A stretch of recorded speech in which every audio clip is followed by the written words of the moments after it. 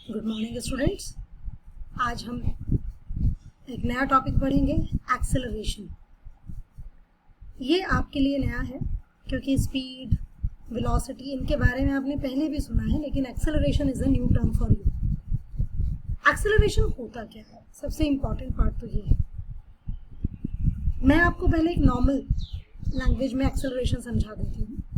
Acceleration का मतलब है जैसे जैसे हम अपनी स्पीड को बढ़ाते हैं वैसे वैसे हमारी स्पीड बढ़ती है। हम कार में बैठे हैं, बाइक पर हैं, हम जैसे जैसे एक्सेलेटर दबाते हैं गाड़ी का, बाइक में स्पीड देते हैं, तो वैसे वैसे हमारी स्पीड जो है वो बढ़ती चली जाती है। अभी सपोज करिए 8:10 पर हम चल रहे थे 40 किलोमीटर पर आवर से।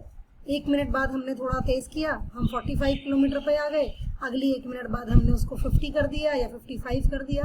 तो हम धीरे धीरे अपनी स्पीड बढ़ा रहे हैं। स्पीड जो हमारी बढ़ रही है दैट रिफ्लेक्ट्स एक्सेलरेशन। तो एक्सेलरेशन क्या है? Basically it is the change in velocity of a body per unit time. किसी भी बॉडी की वेलोसिटी में अगर चेंज आता है टाइम के रिस्पेक्ट में, that is known as acceleration. Acceleration word का मतलब है एक्सेलरेट किया, गाड़ी की स्पीड बढ़ी। बेटा इसको अगर हम गाड़ी की स्पीड डिक्रीज करते हैं या हम ब्रेक लगाते हैं तो हम कहते हैं गाड़ी की स्पीड कम हुई। तो उसके लिए जो हम वर्ड यूज करते हैं दैट इज डी एक्सेलरेशन, या एक वर्ड और यूज करते हैं retardation. D acceleration and retardation is also used for acceleration के उल्टे हैं वो। मतलब एक्सेलरेशन का मतलब है गाड़ी की स्पीड बढ़ना, मतलब आपकी फाइनल वेलोसिटी इनिशियल वेलोसिटी से ज्यादा होना, तभी तो आपका एक्सेलरेशन आएगा। और अगर मैं बात करूं ब्रेक लगाने की, तो ब्रेक लगाने पे आपकी सपोज गाड़ी 60 किलोमीटर पर आवर से चल रही थी, आपने ब्रेक लगाया, वो 20 किलोमीटर पर आवर पे आ गई या वो 0 स्पीड पर आ गई, तो फाइनल वेलोसिटी कम हो गई ना, तो उसको हम कहते हैं डी एक्सेलरेशन या retardation. So by using this formula we can find out acceleration, change in velocity upon time। अब change in velocity कैसे निकाला? Suppose हमने माना कि if a body is moving with initial velocity u and reaches a final velocity v after time t या by taking time t, तो acceleration क्या होगा? Final velocity minus initial velocity upon time, this is your acceleration। Acceleration is a vector quantity, क्योंकि यहाँ पर हमने velocity को involve किया है। एंड वेलोसिटी कैसी क्वांटिटी है? बिल्कुल वेक्टर क्वांटिटी है।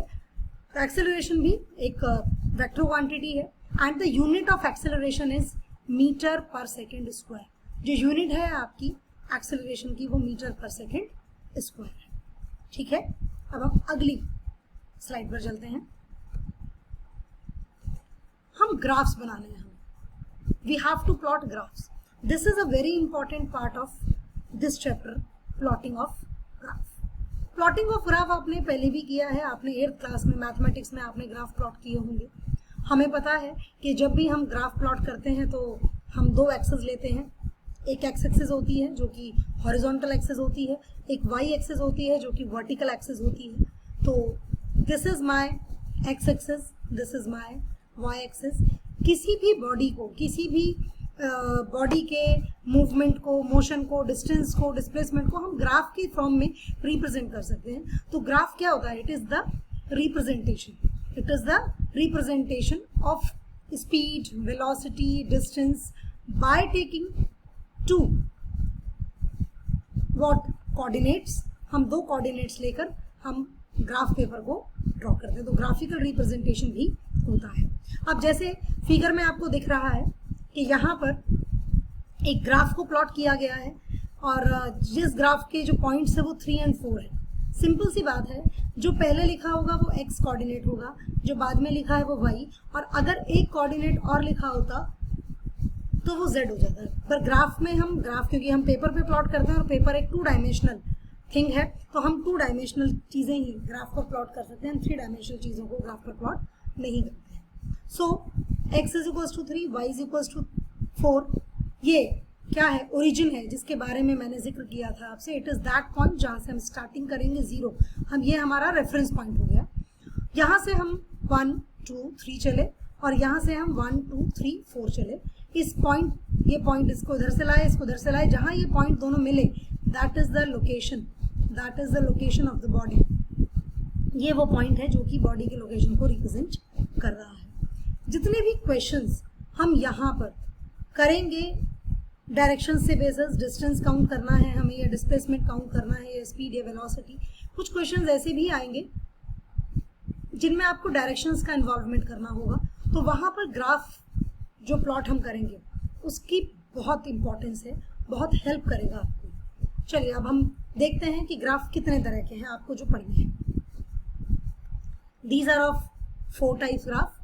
A graph is a pictorial representation of observation. It consists of 2 variables. One is independent variable and other is dependent variable. एक वेरिएबल डिपेंडेंट होता है, एक वेरिएबल इंडिपेंडेंट होता है। इंडिपेंडेंट वेरिएबल नॉर्मली हम एक्स एक्सिस के along लेते हैं और जो डिपेंडेंट वेरिएबल है वो बेसिकली हम वाई एक्सिस के अलॉन्ग लेते हैं। सो उसके बेसिस पर हमने 4 तरह का ग्राफ्स को हमने इसको डिवाइड किया है 4 तरह के ग्राफ्स में। The first one is distance time graph, मतलब हमारी एक्स एक्सिस पर टाइम होगा, हमारी वाई एक्सिस पर डिस्टेंस होगा, क्योंकि टाइम जो है वो कैसा है, इंडिपेंडेंट वेरिएबल है, डिपेंडेंट वेरिएबल नहीं है। Next is displacement time graph, same case with here. यहाँ पर हम क्या करेंगे, second one is displacement time graph, y axis पर डिस्प्लेसमेंट, एक्स एक्सिस पर टाइम, क्योंकि टाइम इंडिपेंडेंट है, टाइम को हम कंट्रोल भी नहीं कर सकते। Third type of graph is velocity time graph, speed time graph भी हम पढ़ेंगे इसमें, वो भी हम पढ़ सकते हैं। एक तरफ वाई एक्सिस पर वेलोसिटी लेंगे, दूसरी तरफ एक्स एक्सिस पर हम टाइम लेंगे। तो fourth is acceleration time graph. Acceleration जो अभी मैंने आपको पढ़ाया, क्या है acceleration, change of velocity of a body per unit time is known as acceleration। अगर बॉडी की स्पीड बढ़ रही है तो हम उसको एक्सेलरेशन कहते हैं, और अगर बॉडी की स्पीड डिक्रीज हो रही है तो हम उसको रिटार्डेशन का नाम देते हैं। तो एक्सेलरेशन टाइम ग्राफ भी हम पढ़ेंगे कि what is acceleration time graph. अब इन ग्राफ्स को मैं 1 by 1 एक्सप्लेन करूंगी। उसका रीजन है आपको ये समझना है उन ग्राफ्स में कि अगर आपका ग्राफ कर्व्ड लाइन आता है, स्ट्रेट लाइन आता है, या नॉर्मल एक पैरेलल आता है टाइम एक्सिस के अलॉन्ग, ठीक है, तो वो जो ग्राफ्स हैं उनका मतलब क्या है।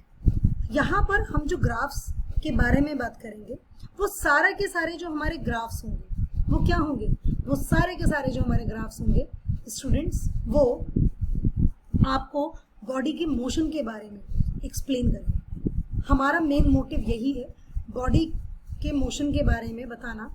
बॉडी रेस्ट में है, बॉडी चल रही है, बॉडी में एक्सेलरेशन है या नहीं है, बॉडी जो है वो रिटार्डेशन तो नहीं कर रही है, बॉडी एक ही पॉइंट पर तो नहीं है, बॉडी यूनिफॉर्म मोशन में तो नहीं है, बॉडी एक कांस्टेंट स्पीड से तो नहीं चल रही है।